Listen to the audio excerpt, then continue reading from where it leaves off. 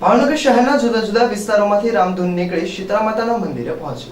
ભાવનગર શહેરના કરચલિયાપરા વિસ્તાર તેમજ કુંભારવાડા માળિયા રોડ ખાતેથી રામધૂન નીકળી શીતળા માતાના મંદિરે પહોંચી હતી। તેમજ કરચલિયાપરા તેમજ કુંભારવાડા રોડ ખાતેથી લોકો બહોળી સંખ્યામાં રામધૂન સાથે શીતળા માતાના મંદિર પાસે ડીજે સાથે પહોંચ્યા હતા।